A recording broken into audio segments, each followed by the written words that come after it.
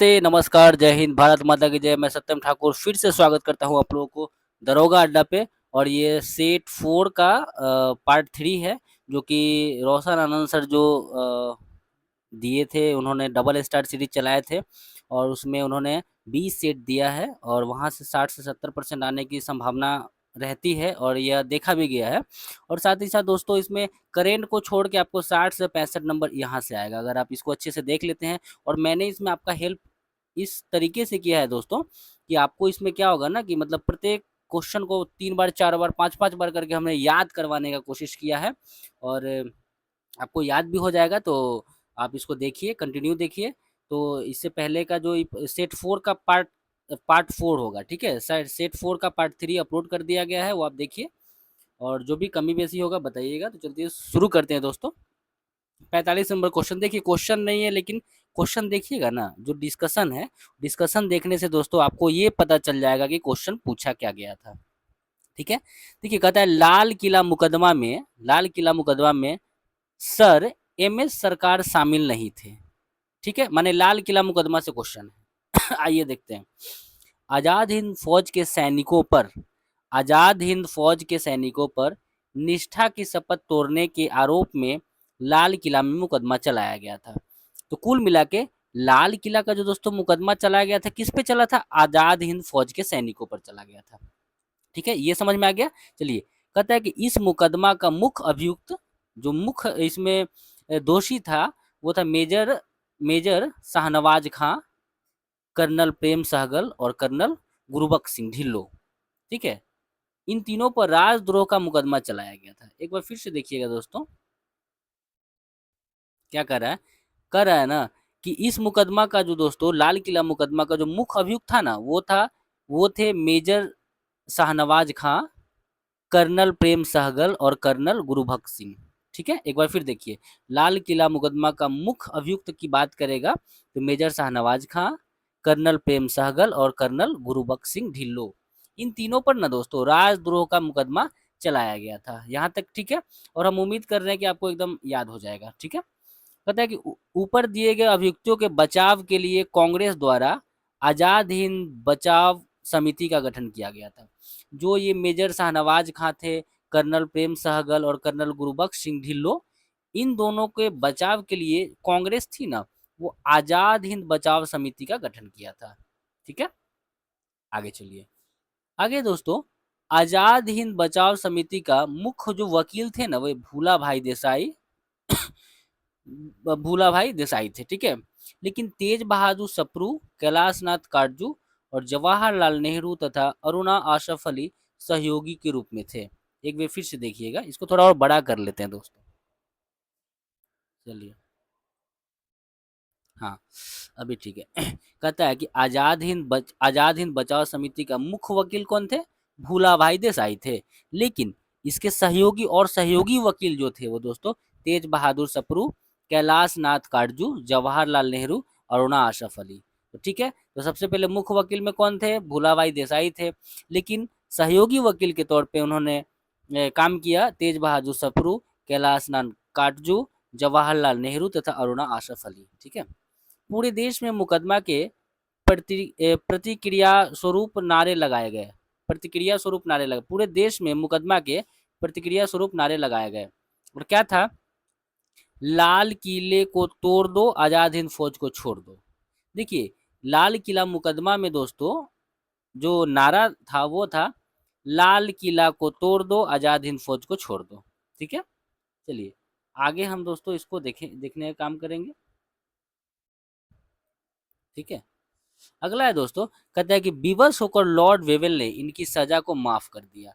Lord Wavell जो था, वह लाल किला मुकदमा का जो भी लोग अरेस्ट हुए थे, उसको सजा को माफ कर दिया, ठीक है। भारत छोड़ो आंदोलन के दौरान गांधी जी के कारावास से रिहाई की मांग पूरे देश में तीव्र था। देखिए, भारत छोड़ो आंदोलन के दौरान ना गांधी जी को अरेस्ट कर लिया गया था, तो उनको रिहाई माफी चाहता हूँ दोस्तों। भारत छोड़ो आंदोलन के समय महात्मा गांधी जेल में थे, तो उनको रिहाई के लिए पूरे देश में मांग तीव्र हो गया।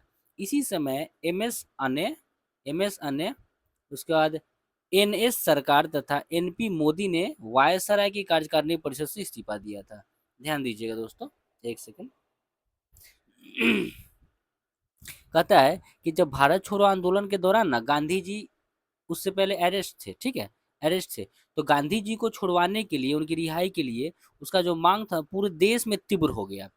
और इसी समय जो थे एम एस अने, एन.एस. सरकार तथा एच.पी. मोदी, कौन-कौन? एम एस अने, एन.एस. सरकार तथा एन.पी. मोदी ने वायसराय की कार्यकारिणी परिषद से इस्तीफा दे दिया था। तीनों का नाम याद रखिएगा आप कि भारत छोड़ो आंदोलन के दौरान गांधी जी के कारावास की रिहाई को मांग पूरे देश में जब तीव्र हो गया, उसी समय एन.एस. सरकार तथा एच.पी. मोदी ने वायसराय की कार्यकारिणी परिषद से इस्तीफा दे दिया था। इसको याद रखेंगे। अगला है दोस्तों कि 1942 के भारत छोड़ो आंदोलन को लिन लिथगो ने 1857 के विद्रोह के बाद का सबसे गंभीर विद्रोह बताया।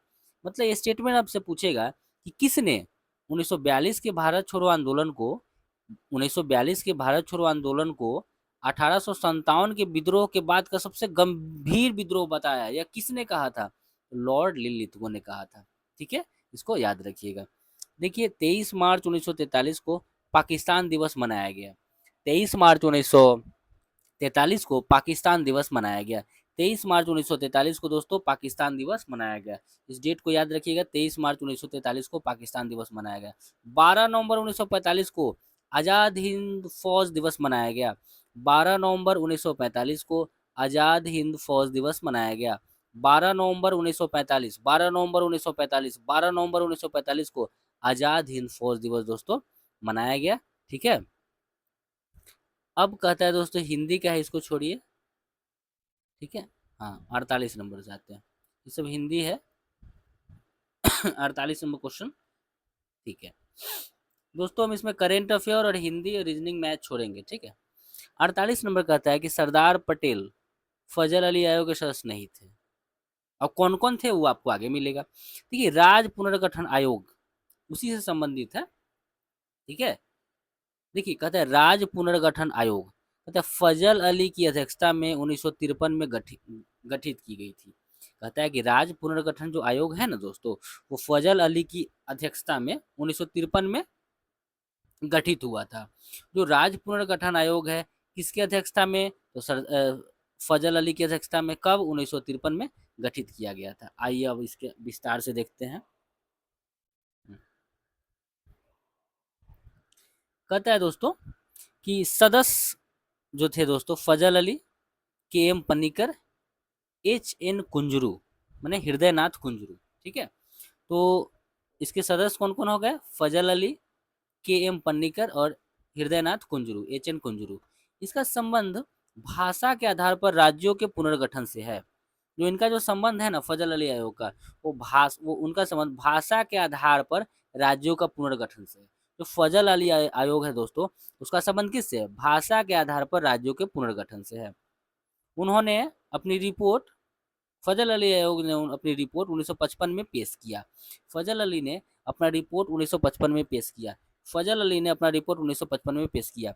परिणाम स्वरूप 1 नवंबर 1956 को कहता है कि फजल अली ने अपना रिपोर्ट कब पेश किया? 1955 में ना। उसके परिणाम स्वरूप 1 नवंबर 1956 को 14 राज्य और 6 केंद्र शासित प्रदेश का गठन किया गया। ठीक है, तो परिणाम स्वरूप 1 नवंबर 1956 को 14 राज्य और 6 केंद्र शासित प्रदेश का गठन दोस्तों किया गया। इसको याद रखिएगा। आपको याद हो रहा होगा, उम्मीद करते हैं। आवाज भी काफी अच्छा होगा। देखिए कहता है राज्य पुनर्गठन अधिनियम 1956 द्वारा कोचीन राज्य के त्रावणकोर तथा मद्रास राज्य के मालाबार तथा दक्षिण कन्नड़ के कासरगोर को मिलाकर एक नया राज्य केरल स्थापित किया गया। फिर से देखिएगा, कहता है राज्य पुनर्गठन अधिनियम 1956 के द्वारा कोचीन राज्य के त्रावणकोर तथा मद्रास, नहीं एक बार फिर से देखिए, कहता है कि राज्य पुनर्गठन आयोग 1956 के द्वारा कोचीन राज्य के त्रावणकोर तथा मद्रास राज्य के मालाबार, ठीक है, कोचीन राज्य के त्रावणकोर तथा मद्रास राज्य के मालाबार तथा दक्षिण कन्नड़ के कासरगोर को मिलाकर एक नया राज्य केरल स्थापित किया गया। तो कौन कौन था? कोचीन राज्य का त्रावणकोर, मद्रास राज्य का मालाबार और दक्षिण कन्नड़ का कासरगोड, तीनों को मिलाकर दोस्तों केरल राज्य बनाया गया। ठीक है, एक बार फिर देखिएगा, एक बार फिर कोचीन राज्य के त्रावणकोर, मद्रास राज्य के मालाबार तथा दक्षिण कन्नड़ के कासरगोड को मिलाकर दोस्तों एक नया राज्य केरल स्थापित किया गया। इसको याद रखिएगा। कहता है 56 दिन की उपवास, भूख हड़ताल में 56 दिन की उपवास के बाद पोट्टी श्री रामुलु का निधन हो गया। इसके बाद व्यापक हिंसा हुआ। 56 दिन का उपवास था पोट्टी श्री रामुलु, आप इससे जरूर जानते होइएगा इनको। उनका निधन हो गया, 56 दिन का उपवास, उसके बाद व्यापक हिंसा हुआ। ठीक है, आगे देखिए, कहता है कि अक्टूबर 1953 में आंध्र प्रदेश का निर्माण हुआ। अक्टूबर 1953 में आंध्र प्रदेश का निर्माण हुआ। अक्टूबर 1953 में आंध्र प्रदेश का निर्माण हुआ। अब आई जेबीपी समिति। तो जेबीपी समिति का भी संबंध राज्य पुनर्गठन से ही है। जेबीपी समिति का संबंध राज्य पुनर्गठन से, जेबीपी समिति का संबंध राज्य पुनर्गठन से, जेबीपी समिति का गठन राज्य पुनर्गठन से। इसमें सदस्य, जेबीपी में सदस्य थे जवाहरलाल नेहरू, वल्लभ भाई पटेल और पट्टाभी सीतारमैया। ठीक है, तो जवाहरलाल नेहरू, वल्लभ भाई पटेल और पट्टाभी सीतारमैया इसमें शामिल थे। कौन कौन थे? सरदार जवाहरलाल नेहरू, वल्लभ भाई पटेल और पट्टाभी सीतारमैया। इसमें क्या कहता है दोस्तों, देखिएगा, जेबीपी समिति में, जेबीपी समिति में था कि समिति ने भाषा के आधार पर राज्यों के पुनर्गठन की मांग को अस्वीकार कर दिया। समिति ने इस समिति में क्या था कि भाषा के आधार पर राज्य का जो पुनर्गठन का मांग था ना, उसको कहा कि नहीं होगा, अस्वीकार कर दिया। आर्थिक समृद्धि, सुरक्षा तथा राष्ट्रीय एकता के आधार पर राज्यों का पुनर्गठन की सिफारिश की। ठीक है, इसका उद्देश्य क्या था? धर आयोग की सिफारिश का मूल्यांकन करना। अच्छा, इसका जो दोस्तों उद्देश्य था ना जेबीपी का, उसका उद्देश्य था धर आयोग की सिफारिश का मूल्यांकन करना। जेबीपी का समिति का जो था दोस्तों उद्देश्य था ना, वो धर आयोग की सिफारिश का मूल्यांकन करना था। अब आते हैं 49 नंबर क्वेश्चन। कहता है कि वह शैवाल जिसका उपयोग अंतरिक्ष यात्री भोजन के रूप में करते हैं उसको क्लोरेला कहते हैं। कितना अच्छा है। वह शैवाल जिसका उपयोग अंतरिक्ष यात्री भोजन के लिए करते हैं उसको क्लोरेला कहते हैं। वह शैवाल जिसका उपयोग अंतरिक्ष यात्री भोजन के रूप में करते हैं उसको क्लोरेला कहते हैं। क्लोरेला क्लोरेला क्लोरेला कहते हैं।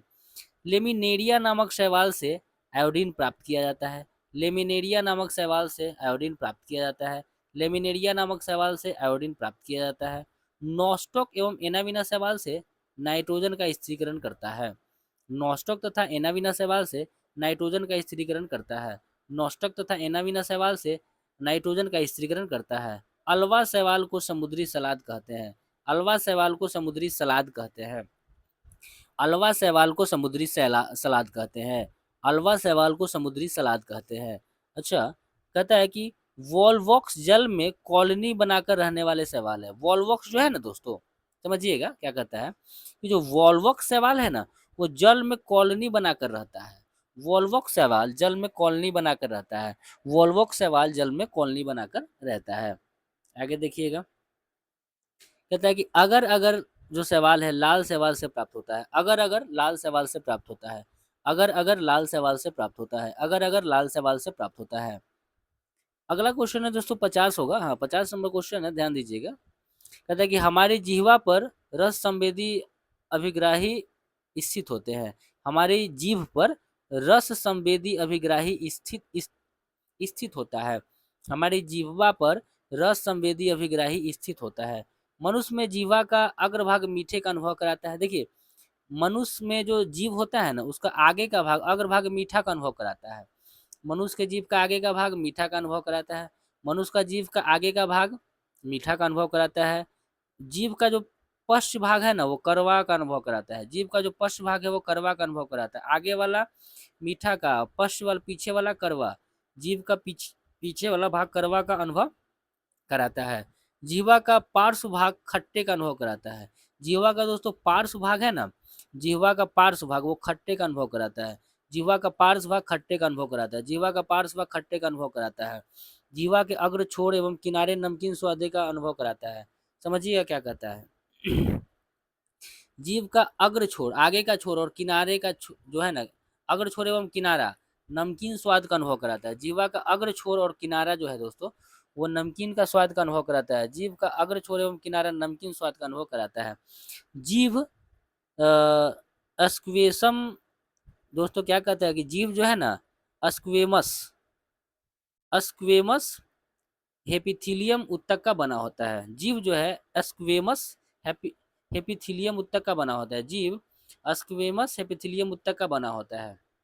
दोस्तों इसको याद कीजिए, जीव जो है ना स्क्वेमस हेप्थिलियम उत्तक का बना होता है। जीव स्क्वेमस हेप्थिलियम उत्तक का बना होता है। जीव स्क्वेमस हेप्थिलियम उत्तक का बना होता है। जीव निगलने एवं मुंह साफ करने में सहायक करता है।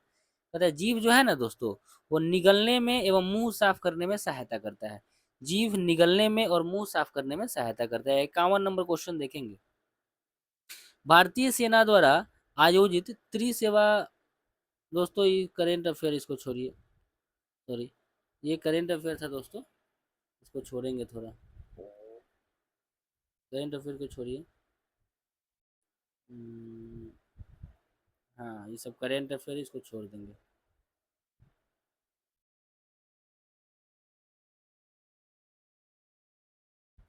इसको छोड़ दीजिए। हाँ 53 नंबर क्वेश्चन ठीक है। कहता है महाजनपदों की कुल संख्या 16 थी। महाजनपदों की दोस्तों कुल संख्या 16 थी जिसका उल्लेख बौद्ध ग्रंथ अंगुत्तर निकाय महावस्तु एवं जैन ग्रंथ भगवती सूत्र में मिलता है। महाजनपद का कुल संख्या 16 है। महाजनपद का कुल संख्या 16 है। इसका उल्लेख बौद्ध ग्रंथ का अंगुत्तर निकाय महावस्तु, ठीक है, इसका जो दोस्तों है कह रहा है कि इसका उल्लेख बौद्ध ग्रंथ का अंगुत्तर निकाय महावस्तु एवं जैन ग्रंथ का भगवती सूत्र में मिलता है। इसमें मगध, कौशल, वत्स और अवंती सर्वाधिक शक्तिशाली थे। दोस्तों जो महाजनपद थे ना, इस महाजनपद में मगध, कौशल, वत्स और अवंती बहुत शक्तिशाली था। इसमें मगध, कौशल, वत्स और अवंती दोस्तों बहुत ज्यादा शक्तिशाली था, इसको याद रखेंगे। अब कहता है कि 16 महाजनपदों में अस्मक एकमात्र ऐसा जनपद था जो दक्षिण भारत में गोदावरी नदी के किनारे स्थित है। 16 महाजनपद में अस्मक एक ऐसा जनपद है जो दक्षिण भारत में गोदावरी नदी के किनारे है। 16 महाजनपद में अस्मक एक ऐसा जनपद है जो दक्षिण भारत में गोदावरी नदी के किनारे है। दोस्तों 16 महाजनपद का राजधानी पूछता है, उसको याद कीजिए, काशी का वाराणसी, काशी का वाराणसी, काशी महाजनपद का राजधानी वाराणसी, काशी का वाराणसी, काशी का वाराणसी, कौशल का श्रावस्ती या अयोध्या, कौशल का श्रावस्ती या अयोध्या, कौशल का श्रावस्ती या अयोध्या, कौशल का श्रावस्ती या अयोध्या, कौशल का श्रावस्ती अयोध्या, अंक का चंपा, अंक का चंपा दोस्तों चंपा भागलपुर मुंगेर का क्षेत्र है, तो अंक का चंपा, अंक का चंपा, अंक का चंपा, मगध का राजगिरी हो जाएगा, मगध का राजगीर गृह, मगध का राजगीर, वज्जी का वैशाली, वज्जी का वैशाली, वज्जी का वैशाली, वज्जी का वैशाली, मल का कुशीनगर एवं पावा, मल का कुशीनगर एवं पावा, मल का कुशीनगर एवं पाला पावा।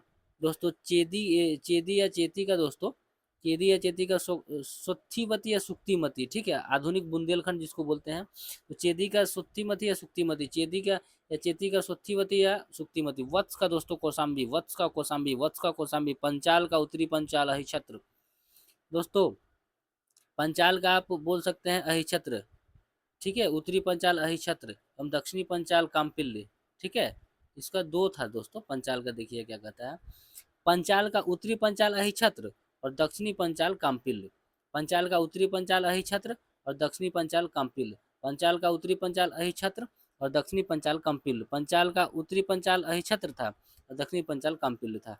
मत्स्य का राजधानी विराटनगर, मत्स्य का विराटनगर, मत्स्य का विराटनगर, मत्स्य का विराटनगर, सूरसेन का मथुरा, सूरसेन का मथुरा, सूरसेन का मथुरा। अस्मक का दोस्तों पोटक या पोतली, पोतना या पोतली, अस्मक का पोतना या पोटली, अस्मक का पोतना या पोटली दक्षिण भारत का एकमात्र महाजनपद था।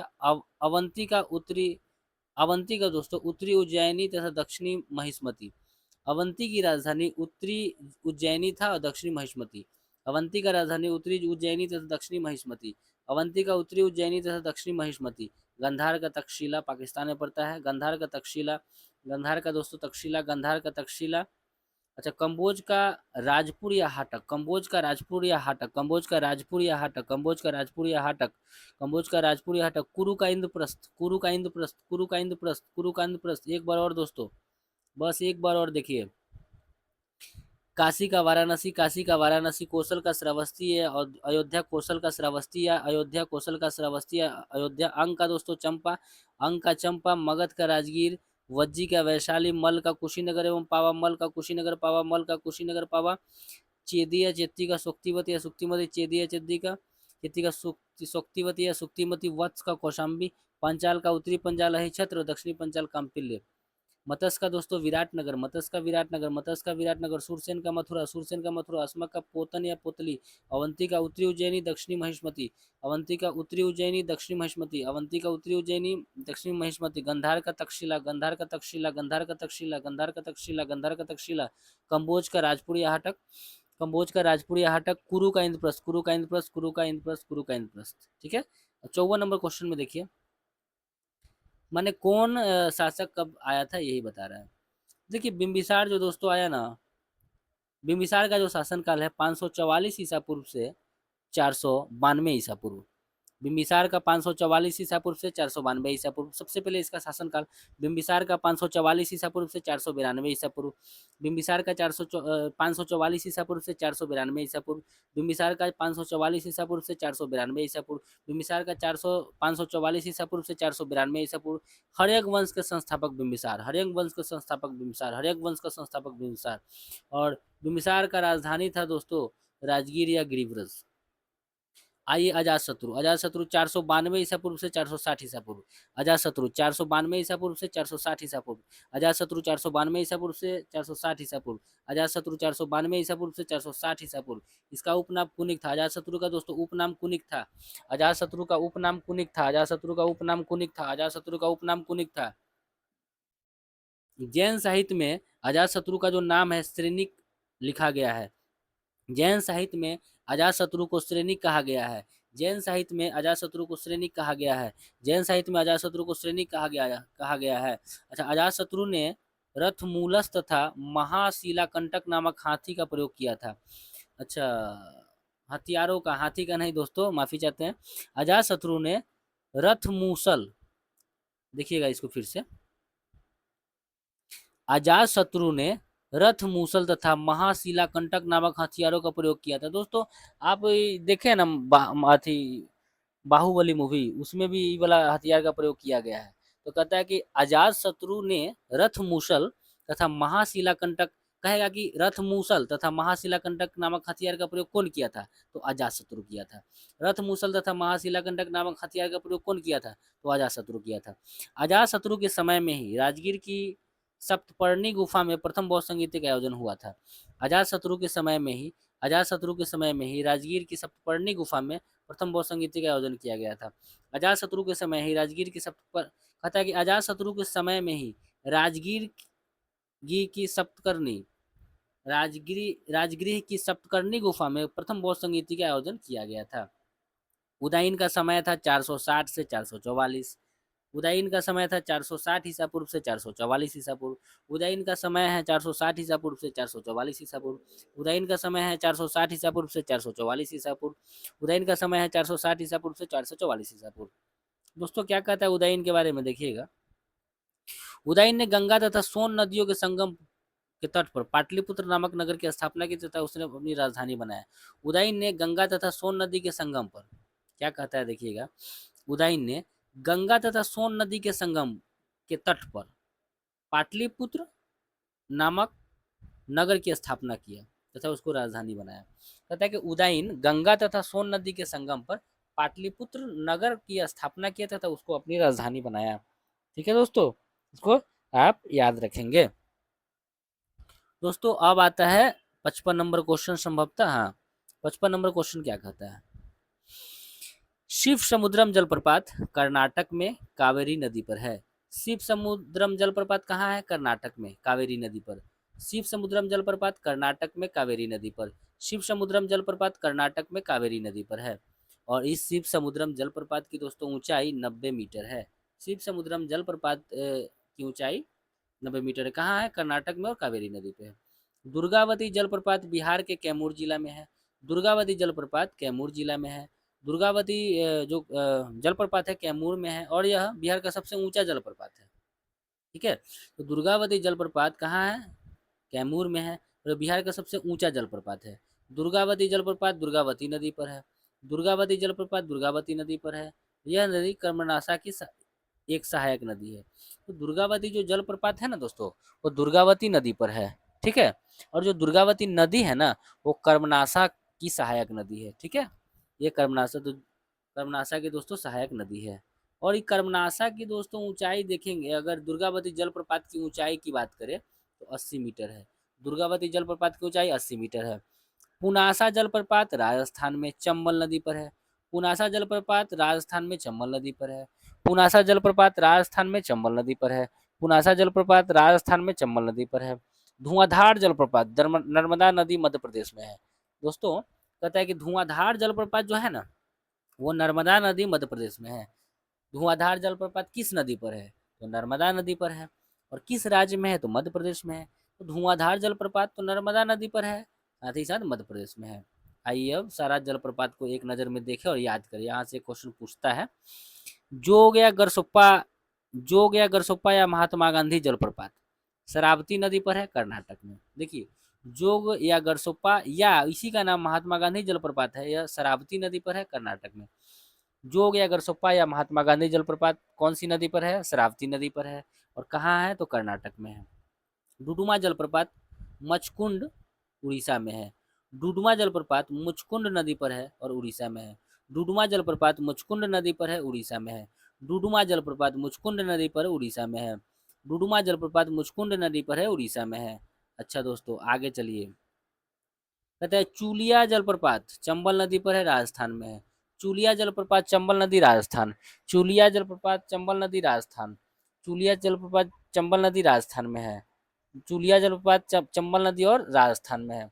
दोस्तों कहता है दसम दसम जलप्रपात कांची नदी झारखंड में है। दसम जलप्रपात कांची नदी झारखंड में है। दसम जलप्रपात कांची नदी झारखंड में है। दसम जलप्रपात कांची नदी झारखंड में है। दसम जलप्रपात कांची नदी झारखंड में है। साडनी जलप्रपात शंख नदी झारखंड में है। साडनी जलप्रपात शंख नदी झारखंड में है। साडनी जलप्रपात शंख नदी झारखंड में है।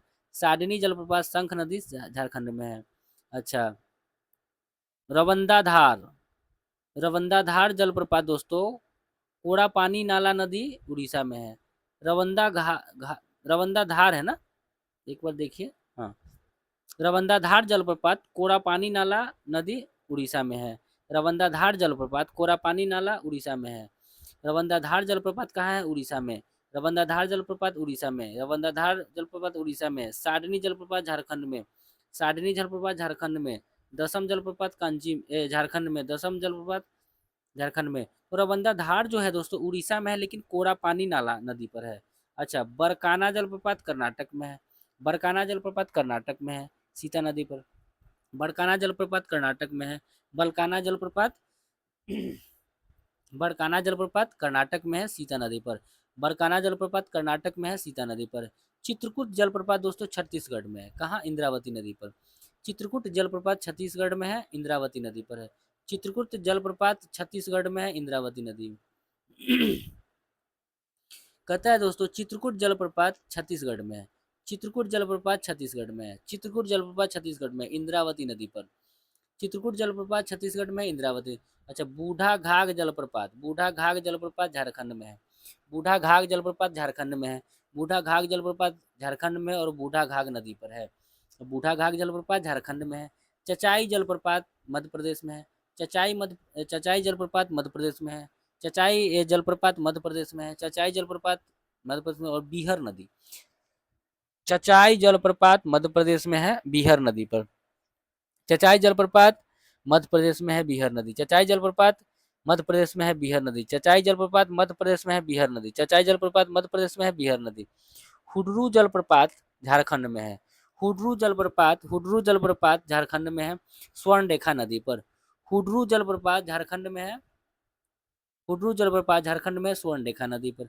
दूध सागर जलप्रपात गोवा में है। दूध सागर जलप्रपात गोवा में है, मांडवी नदी पर। दूध सागर जलप्रपात गोवा में, मांडवी नदी पर। ये तो जानते होंगे। यन्ना जलप्रपात मध्य प्रदेश में है, नर्मदा नदी पे। यन्ना जलप्रपात मध्य प्रदेश में। यन्ना जलप्रपात मध्य प्रदेश में। यन्ना जलप्रपात मध्य प्रदेश में, नर्मदा नदी पर है। दोस्तों पायकारा जलप्रपात ध्यान दीजिएगा, पायकारा जलप्रपात तमिलनाडु में है। पायकारा जलप्रपात तमिलनाडु में है। पायकारा जलप्रपात तमिलनाडु में है, नीलगिरी क्षेत्र में। तो पायकारा जलप्रपात तमिलनाडु में है, नीलगिरी क्षेत्र में। पायकारा जलप्रपात तमिलनाडु में नीलगिरी क्षेत्र में। बिहार जो दोस्तों बिहार जलप्रपात जो है वो राजस्थान में है। बिहार जलप्रपात राजस्थान में है, टोंस नदी पर। बहुत इंपॉर्टेंट है, इसको ध्यान देखिएगा। बिहार सोच के बिहार मत मारिएगा। बिहार जलप्रपात राजस्थान में है, टोंस नदी पर। बिहार जलप्रपात राजस्थान में है और टोंस नदी पर है। बिहार जलप्रपात राजस्थान में, टोंस नदी पर। कपिलधारा जलप्रपात, कपिलधारा जलप्रपात मध्य प्रदेश में है, नर्मदा नदी पे। कपिलधारा जलप्रपात मध्य प्रदेश में, कपिलधारा जलप्रपात मध्य प्रदेश में, नर्मदा नदी पे है। दोस्तों इसको एक बार और देख लेते हैं सरसरी निगाह में। देखिए, जोग या गरसोप्पा या महात्मा गांधी जलप्रपात कर्नाटक में है। जोग या गरसोप्पा महात्मा गांधी जलप्रपात कर्नाटक में है, शरावती नदी पर। डुडुमा जलप्रपात उड़ीसा में है, मुचकुंड नदी पर। डुडुमा जलप्रपात उड़ीसा में है, मुचकुंड नदी पर। चुलिया जलप्रपात राजस्थान में है, चंबल नदी पर। चुलिया जलप्रपात राजस्थान में है, चंबल नदी पर। चुलिया जलप्रपात राजस्थान में है, चंबल नदी पर। दसम जलप्रपात झारखंड में है, कांची नदी पर। दसम जलप्रपात झारखंड में है, कांची नदी पर। साडनी जलप्रपात झारखंड में है, शंख नदी पर। साडनी जलप्रपात झारखंड में है, शंख नदी पर। रवंदा धार जलप्रपात उड़ीसा में है, कोपारानी नाला में, कोरापानी नाला नदी पर। रविंदाधार जलप्रपात उड़ीसा में है, कोरापानी नाला पे। रवंदाधार जलप्रपात उड़ीसा में है, कोरापानी नाला पे। बरकाना जलप्रपात कर्नाटक में है, सीता नदी पर। बरकाना जलप्रपात कर्नाटक में है, सीता नदी पर। बरकाना जलप्रपात कर्नाटक में है, सीता नदी पर। चित्रकूट जलप्रपात छत्तीसगढ़ में है, इंद्रावती नदी पर। चित्रकूट जलप्रपात छत्तीसगढ़ में है, इंद्रावती नदी पर। चित्रकूट जलप्रपात छत्तीसगढ़ में है दोस्तों, इंद्रावती नदी पर। आगे कहता है बूढ़ा घाघ जलप्रपात झारखंड में है, बूढ़ा घाघ नदी पर। बूढ़ा घाघ जलप्रपात झारखंड में है, बूढ़ा घाघ नदी पर। चचाई जलप्रपात जो है दोस्तों मध्य प्रदेश में है, बीहर नदी पर। चचाई जलप्रपात मध्य प्रदेश में बीहर नदी पर है। हुड्रू जलप्रपात झारखंड में है, स्वर्णरेखा नदी पर। हुड्रू जलप्रपात दोस्तों जो है हुड्रू जलप्रपात वो झारखंड में है, स्वर्णरेखा नदी पर। दूध सागर दोस्तों जलप्रपात, दूध सागर जलप्रपात गोवा में है, मांडवी नदी पर। दूध सागर जलप्रपात गोवा में है, मांडवी नदी पर। यन्ना जलप्रपात मध्य प्रदेश में है, नर्मदा नदी पे। यन्ना जलप्रपात मध्य प्रदेश में है, नर्मदा नदी पे। यन्ना जलप्रपात जलप्रपात मध्य प्रदेश में है, नर्मदा नदी पे। पायकारा जलप्रपात तमिलनाडु में है, नीलगिरी क्षेत्र में। पायकारा जलप्रपात तमिलनाडु में है, नीलगिरी क्षेत्र में। और इम्पोर्टेंट ये वाला बिहार जलप्रपात कहाँ है दोस्तों? बिहार जलप्रपात जो है राजस्थान में है, टोंस नदी पर। बिहार जलप्रपात राजस्थान में है, टोंस नदी पर। कपिलधारा जलप्रपात मध्य प्रदेश में है, नर्मदा में। 56 नंबर क्वेश्चन को देखेंगे।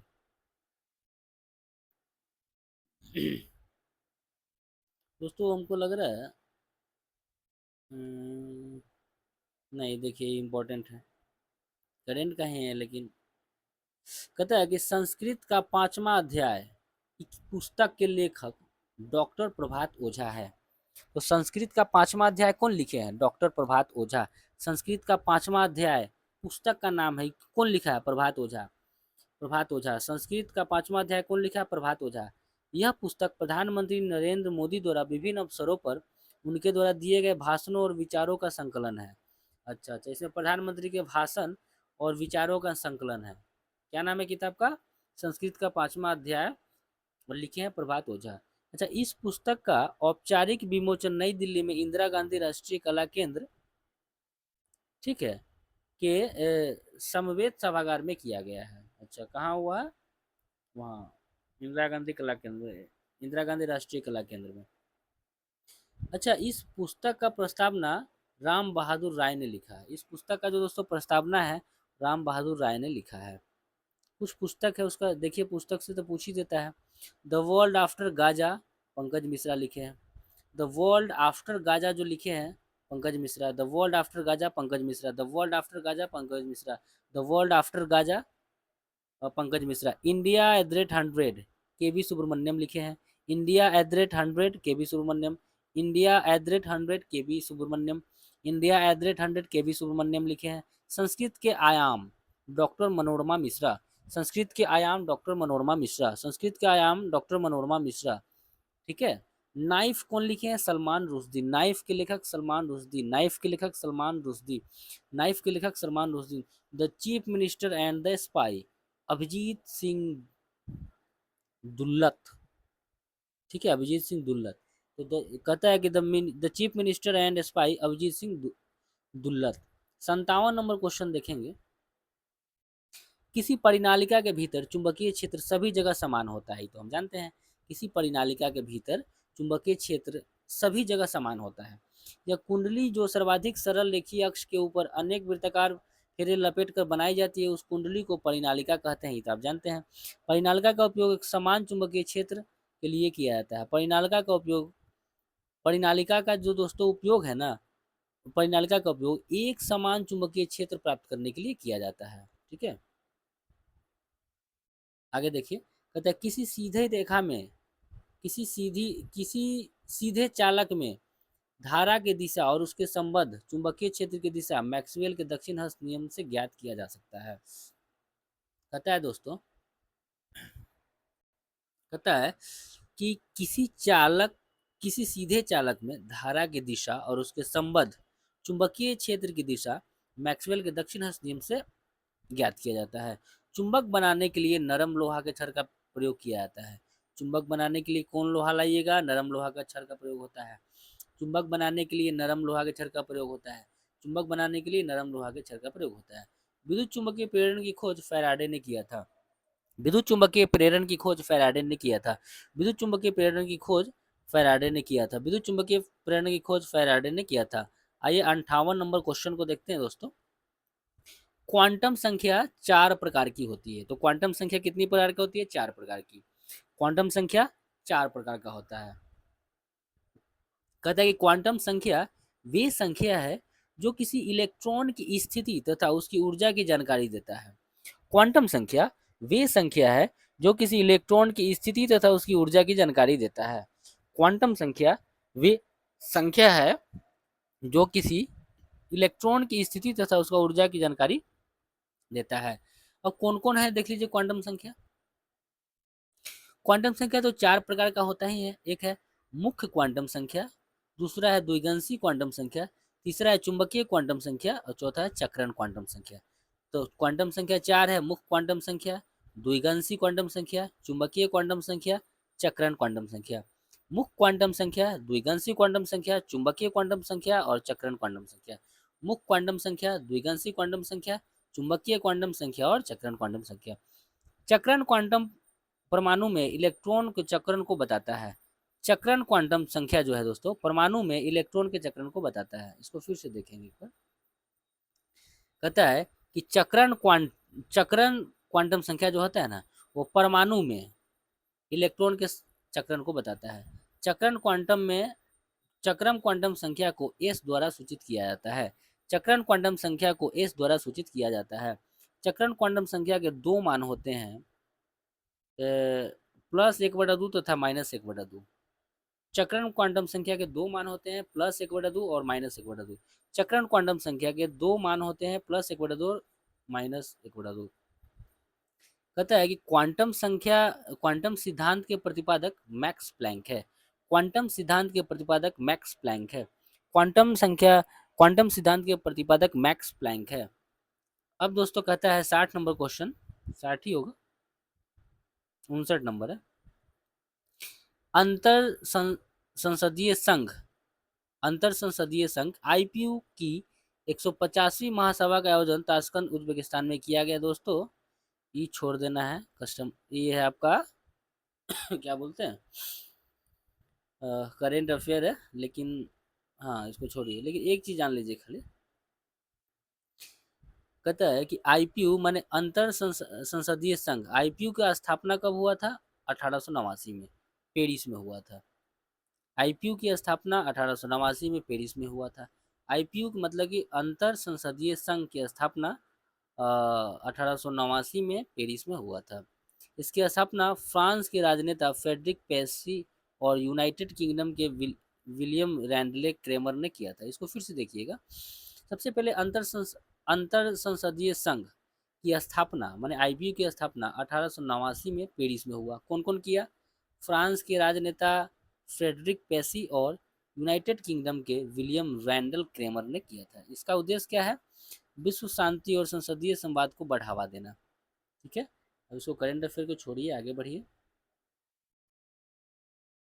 हाँ, ये आपका है कौन कौन सा लोक नृत्य है, कहाँ का है, इसको थोड़ा सा देखेंगे। एक्सेप्ट नंबर है दोस्तों कि बुइया लोक नृत्य है ना अरुणाचल प्रदेश में है। बुइया लोक नृत्य कहाँ होता है? अरुणाचल प्रदेश में। बुइया लोक नृत्य अरुणाचल प्रदेश से संबंधित है, ठीक है। बुइया लोक नृत्य अरुणाचल प्रदेश से। अच्छा, कूमी कहाँ होता है? आंध्र प्रदेश में। कूमी आंध्र प्रदेश में। कूमी आंध्र प्रदेश में। सिद्धि माधुरी लोक नृत्य आंध्र प्रदेश में। सिद्धि माधुरी लोक नृत्य आंध्र प्रदेश में। सिद्धि माधुरी लोक नृत्य आंध्र प्रदेश में। वीर नाट्यम लोक नृत्य आंध्र प्रदेश में। वीर नाट्यम लोक नृत्य आंध्र प्रदेश में। वीर नाट्यम लोक नृत्य आंध्र प्रदेश में। बोनालू भी आंध्र प्रदेश में। बोनालू आंध्र प्रदेश में। घंटा आंध्र प्रदेश में। घंटा आंध्र प्रदेश में। मर्दाला मर्दाला भी आंध्र प्रदेश में। और डांडरिया डांडरिया भी आंध्र प्रदेश में। तो क्या क्या बोल दिए हम आंध्र प्रदेश में, एक बार फिर से देखिएगा। कूमी आंध्र प्रदेश। कूमी आंध्र प्रदेश। कूमी आंध्र प्रदेश। सिद्धि माधुरी आंध्र प्रदेश। सिद्धि माधुरी आंध्र प्रदेश। सिद्धि माधुरी आंध्र प्रदेश। वीर नाट्यम आंध्र प्रदेश। वीर नाट्यम आंध्र प्रदेश। बरनालू बोनालू दोस्तों आंध्र प्रदेश। घट ये क्या था? घंटा। अच्छा, बोनालू आंध्र प्रदेश। घंटा दोस्तों आंध्र प्रदेश। घंटा आंध्र प्रदेश। मर्दाला आंध्र प्रदेश। और डांडरिया भी आंध्र प्रदेश में है। ये सब लोक नृत्य है। अगला देखिए क्या कहता है। मुखौटा अरुणाचल प्रदेश में। मुखौटा जो लोक नृत्य है ना अरुणाचल प्रदेश का है। युद्ध नृत्य अरुणाचल प्रदेश। मुखौटा अरुणाचल प्रदेश। युद्ध नृत्य अरुणाचल प्रदेश। बोर्डो छम अरुणाचल प्रदेश। बोर्डो छम Arunachal Pradesh. बुइया Arunachal Pradesh. बांचो Arunachal Pradesh. Lion and peacock Arunachal प्रदेश, ठीक है। एक बार फिर से देखिए। मुखौटा अरुणाचल प्रदेश। मुखौटा अरुणाचल प्रदेश। मुखौटा अरुणाचल प्रदेश। युद्ध नृत्य अरुणाचल प्रदेश। युद्ध नृत्य अरुणाचल प्रदेश। युद्ध नृत्य अरुणाचल प्रदेश। बोर्डो छम अरुणाचल प्रदेश। बोर्डो छम अरुणाचल प्रदेश। बोर्डो छम अरुणाचल प्रदेश। सिर्फ लोक नृत्य है दोस्तों। बुइया लोक नृत्य आंध्र प्रदेश। बुइया लोक नृत्य अरुणाचल प्रदेश। बुइया लोक नृत्य अरुणाचल प्रदेश। अच्छा, क्या है? बांचो। बांचो अरुणाचल प्रदेश। बांचो लोक नृत्य Arunachal Pradesh. Lion and peacock Arunachal Pradesh. Lion and peacock Arunachal Pradesh. Bihu Assam जानते हैं आप। आकिया नाट असम। आकिया नाट लोक नृत्य। आकिया नाट लोक नृत्य असम में। आकिया नाट लोक नृत्य असम में। नट पूजा असम में। नट पूजा असम में। नट पूजा असम में। झूमर असम में। झूमर असम में। बिछुआ असम में। बिछुआ असम में। बिछुआ असम में। बागुरुम्बा असम में। बागुरुम्बा असम में। नागा असम में। नागा असम में। तो बिहू असम। आकिया नाट असम। आकिया नाट असम। नट पूजा असम। नट पूजा असम। झूमर असम। झूमर असम। बिछुआ असम। बिछुआ असम। बागुरुम्बा असम। बागुरुम्बा असम। नागा नृत्य असम। चलिए, गरबा तो गुजरात में होगा। गरबा गुजरात में होगा। डांडिया भी गुजरात में। गरबा डांडिया गुजरात में। रासलीला गुजरात में। रासलीला गुजरात में। भवई गुजरात में। भवई गुजरात में। टिप्पणी टिप्पणी भी गुजरात में। तो गरबा गुजरात। गरबा गुजरात। डांडिया गुजरात। डांडिया गुजरात। रासलीला गुजरात। रासलीला गुजरात। भवई गुजरात। भवई गुजरात। भवई गुजरात। टिप्पणी गुजरात, ठीक है। आगे चलिए। पता है दोस्तों, कर्मा छत्तीसगढ़ में क्या कहता है? कर्मा छत्तीसगढ़ में। कर्मा छत्तीसगढ़ में। पंथी सुआ छत्तीसगढ़ में। पंथी सुआ छत्तीसगढ़ में। नहीं नहीं, गलती हो गया। यहाँ देखिए दोस्तों क्या कहता है। कर्मा कर्मा है छत्तीसगढ़। कर्मा छत्तीसगढ़। पंथी भी छत्तीसगढ़। पंथी भी छत्तीसगढ़। सुआ नाच। सुआ नाच भी छत्तीसगढ़। सुआ नाच छत्तीसगढ़। सुआ नाच छत्तीसगढ़। गेंडी छत्तीसगढ़। गेंडी छत्तीसगढ़। गेंडी छत्तीसगढ़। टपाली छत्तीसगढ़। टपाली छत्तीसगढ़। टपाली छत्तीसगढ़। पांडवानी नौरानी छत्तीसगढ़। पांडवानी नौरानी छत्तीसगढ़। एक बार फिर से देखिएगा। कर्मा छत्तीसगढ़। कर्मा छत्तीसगढ़। पंथी छत्तीसगढ़। पंथी छत्तीसगढ़। सुआ नाचा छत्तीसगढ़। सुआ नाचा छत्तीसगढ़। गेंडी छत्तीसगढ़। गेंडी छत्तीसगढ़। गेंडी छत्तीसगढ़। टपाली छत्तीसगढ़। टपाली छत्तीसगढ़। टपाली छत्तीसगढ़। पंडवानी नवरानी। पंडवानी नवरानी छत्तीसगढ़। पंडवानी नवरानी छत्तीसगढ़। झूमर हरियाणा। झूमर हरियाणा। झूमर हरियाणा दोस्तों कहता है कि झूमर हरियाणा। झूमर हरियाणा। झूमर हरियाणा। फाग नृत्य हरियाणा। फाग नृत्य हरियाणा। घूमर भी हरियाणा। सांग नृत्य भी हरियाणा। युग्गा भी हरियाणा। तो झूमर फाग नृत्य घूमर। झूमर फाग नृत्य घूमर सांगा नुग्गा हरियाणा में। झूमर हरियाणा। झूमर हरियाणा। झूमर हरियाणा। फाग नृत्य हरियाणा। फाग नृत्य हरियाणा। फाग नृत्य हरियाणा। घूमर हरियाणा। घूमर हरियाणा। घूमर हरियाणा। सांग हरियाणा। और युग्गा भी हरियाणा। फुगंडी गोवा में। फुगंडी Goa. फुगंडी Goa. फुगंडी Goa. The Delo Goa. The Delo Goa. The डेलो गोवा। देखनी गोवा। देखनी गोवा। देखनी गोवा। ध नगर गोवा। धनगर गोवा, धनगर गोवा, धनगर गोवा, जागोर गोवा, जागोर गोवा, जागोर गोवा, जागोर गोवा, जागोर गोवा दोस्तों, जागोर गोवा, जागोर गोवा, जागोर गोवा, जागोर गोवा। उसके बाद है टोनी मिल भी गोवा, टोनी मिल भी गोवा। तो फुंगडी गोवा, दडेलो गोवा, देखनी गोवा, धनगर गोवा, जागोर गोवा, टोनी मिल गोवा, टोनी मिल गोवा।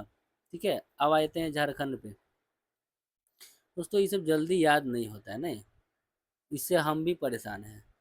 फगुला झारखंड का है, लोक नृत्य है। फगुला झारखंड, फगुला झारखंड, फगुला झारखंड, फगुला झारखंड, फगुला झारखंड।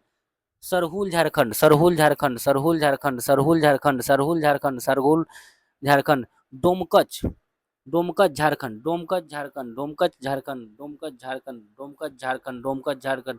पाइक झारखंड, पाइका झारखंड, पाइका झारखंड, पाइका झारखंड, पाइका झारखंड। छऊ झारखंड, छऊ झारखंड, छऊ झारखंड, छऊ झारखंड, छऊ झारखंड। घोड़ानाव झारखंड, घोड़ानाच झारखंड, घोड़ानाच झारखंड, घोड़ानाच झारखंड, घोड़ानाच झारखंड। सोहराई झारखंड, सोहराई झारखंड, सोहराई झारखंड, सोहराई झारखंड, सोहराई झारखंड। संथाली झारखंड, संथाली झारखंड, संथाली झारखंड। पुरुलिया और छऊ भी झारखंड, पुरुलिया और छऊ भी झारखंड, पुरुलिया और छऊ भी झारखंड, पुरुलिया और छऊ भी झारखंड दोस्तों, इसको याद रखिएगा। अब है यक्षगान कर्नाटक, यक्षगान कर्नाटक, यक्षगान कर्नाटक, यक्षगान लोक, ये सब दोस्तों लोक नृत्य है। तो यक्षगान कर्नाटक, यक्षगान कर्नाटक, यक्षगान कर्नाटक, यक्षगान कर्नाटक, यक्षगान कर्नाटक। डोलू कर्नाटक, डोलू कर्नाटक, डोलू कर्नाटक, डोलू कर्नाटक, डोलू कर्नाटक, डोलू कर्नाटक, डोलू कर्नाटक। कुनिया कर्नाटक, कुनिया कर्नाटक, कुनिया कर्नाटक, कुनिया कर्नाटक, कुनिया कर्नाटक। कृष्ण कर्नाटक, कृष्ण परिजात, कृष्ण परिजातक कर्नाटक, कृष्ण परिजात कर्नाटक, कृष्ण परिजात कर्नाटक, कृष्ण परिजात कर्नाटक, कृष्ण परिजात कर्नाटक। बीरगासे कर्नाटक, बीरगासे कर्नाटक, बीरगासे कर्नाटक। नागमंडला कर्नाटक, नागमंडला कर्नाटक, नागमंडला कर्नाटक, नागमंडला कर्नाटक, नागमंडला कर्नाटक, नागमंडला कर्नाटक। दोस्तों इसको याद रखिएगा। 10वां नंबर देखिए, दप्पू केरल, दप्पू केरल का लोक नृत्य है। दप्पू केरल। करादियोट्टम, दप्पू, पहले दप्पू को दे, दप्पू केरल, दप्पू केरल, दप्पू केरल, दप्पू केरल, दप्पू केरल, दप्पू केरल। करादियोट्टम केरल, करादियोट्टम केरल, करादियोट्टम केरल, करादियोट्टम केरल, करादियोट्टम केरल। कड़ुआ केरल, कड़ुआ केरल, कड़ुआ केरल, कड़ुआ केरल, कड़ुआ केरल, कड़ुआ केरल, कड़ुआ केरल, कड़ुआ केरल। थियाट्टू केरल, थियाट्टू केरल, थियाट्टू केरल, थियाट्टू केरल, थियाट्टू केरल, थियाट्टू केरल, थियाट्टू केरल। थम्पी केरल, थम्पी केरल, थम्पी केरल, थम्पी केरल। थुल्लल, थुल्लल केरल, थुल्लल केरल, थुल्लल केरल, थुल्लल केरल। दोस्तों चलिए 62 number question. Doctor Rajendra Prasad संविधान सभा के अस्थायी अध्यक्ष निर्वाचित हुए थे। डॉक्टर राजेंद्र प्रसाद संविधान सभा के अस्थायी अध्यक्ष बने थे। आगे देखिए, संविधान सभा, संविधान सभा की पहली बैठक 9 दिसंबर 1946 को हुआ। संविधान सभा की पहली बैठक 9 दिसंबर 1946 को हुआ। संविधान सभा के अस्थायी अध्यक्ष के तौर पर डॉक्टर सच्चिदानंद सिन्हा को चुना गया था, ये तो आप जानते हैं। और दोस्तों संविधान के निर्माण में 2 वर्ष 11 महीना और 18 दिन लगा, ही जानते हैं। इसमें कुल 11 बैठक हुआ, ये भी जान लीजिए। संविधान निर्माण में कुल कितना 11 बैठक हुआ। भारतीय संविधान को 26 नवंबर 1949 को अपनाया गया। भारतीय संविधान को 26 नवंबर 1949 को अपनाया गया। भारत के संविधान के जनक डॉक्टर भीमराव अंबेडकर के रूप में जाना जाता है। ठीक है, इसको आप जानते होइएगा। ये तो सब लोग जानता है कि मतलब संविधान के जनक डॉक्टर भीमराव अंबेडकर हैं। भारतीय संविधान को पूर्ण रूप से 26 जनवरी 1950 को अपनाया गया। भारतीय संविधान को पूर्ण रूप से 26 जनवरी 1950 को दोस्तों अपनाने का काम किया गया। आगे कहता है दोस्तों, हाँ, कहता है कि 26 जनवरी 1930 को पूर्ण स्वराज दिवस के रूप में मनाने का निर्णय दिसंबर 1929 में आयोजित लाहौर अधिवेशन में लिया गया था। समझिएगा, 26 जनवरी 1930 को पूर्ण स्वराज दिवस के रूप में मनाने का निर्णय लिया गया। 26 जनवरी 1930 के दिन को पूर्ण स्वराज दिवस के रूप में मनाने का निर्णय लिया गया। कब? तो 1929 में आयोजित लाहौर अधिवेशन में। ठीक है, फिर से सुनिएगा। कहता है कि 26 जनवरी 1930 को भारतीयों ने सोचा कि 26 जनवरी 1930 को पूर्ण स्वराज दिवस के रूप में मनाएंगे। लेकिन ये कब सोचा? ये सोचा 1900 दिसंबर 1929 में आयोजित लाहौर अधिवेशन में। ठीक है, 13 दिसंबर 1946 को पंडित नेहरू ने संविधान सभा में ऐतिहासिक उद्देश्य प्रस्ताव पेश किया। ये डेट याद रखिएगा, 13 दिसंबर 1946 को पंडित जवाहरलाल नेहरू ने संविधान सभा में ऐतिहासिक उद्देश्य प्रस्ताव पेश किया था। तो पंडित जवाहरलाल नेहरू ने संविधान सभा में जो उस उद्देश्य प्रस्ताव पेश किया, कब किया? तो 13 दिसंबर 1946 को। कब किया उद्देश्य प्रस्ताव पेश? 13 दिसंबर 1946 को। आगे देखिएगा, कहता है कि संविधान सभा की अंतिम बैठक 24 जनवरी 1950 को हुआ। संविधान सभा की अंतिम बैठक 24 जनवरी 1950 को। संविधान सभा की अंतिम बैठक 24 जनवरी 1950 को। संविधान सभा की अंतिम बैठक 24 जनवरी 1950 को। संविधान सभा की अंतिम बैठक हुआ 24 जनवरी 1950 को। भारत में संविधान सभा के गठन का विचार 1934 में पहली बार एम.एन. राय ने रखा। भारत में संविधान सभा के गठन का विचार पहली बार 1934 में एम.एन. राय ने रखा। भारत में संविधान सभा के गठन का विचार पहली बार 1934 में पहली बार एम.एन. राय ने रखा था। भारत में संविधान सभा के गठन का विचार 1934 में पहली बार एम.एन. राय ने रखा था। दोस्तों, उम्मीद करते हैं कि सेशन आपको काफ़ी अच्छा लगा होगा और आपको याद भी हो गया होगा। फिर से हम आते हैं दूसरा सेट लेकर, और इसका एक पार्ट और आएगा संभवतः, क्योंकि अभी 62-63 क्वेश्चन ही हुआ है। एक दो पार्ट और आएगा और 20 पार्ट को हम याद करवाएंगे आपको, और आप लोग अच्छे से इसको करेंगे, और अच्छे से अगर इस वीडियो को प्यार देते हैं तो हम फिर से आपको लेकर आएंगे क्वेश्चन बैंक और रोशन आनंद सर का क्वेश्चन बैंक इसी तरह का, और जितना भी ऑब्जेक्टिव है ना दोस्तों ज्ञान बिंदु का नोट्स का, उसको भी याद करवा देंगे, एकदम जुबानी याद करवाएंगे दोस्तों। चलिए मिलते हैं, तब तक जय हिंद।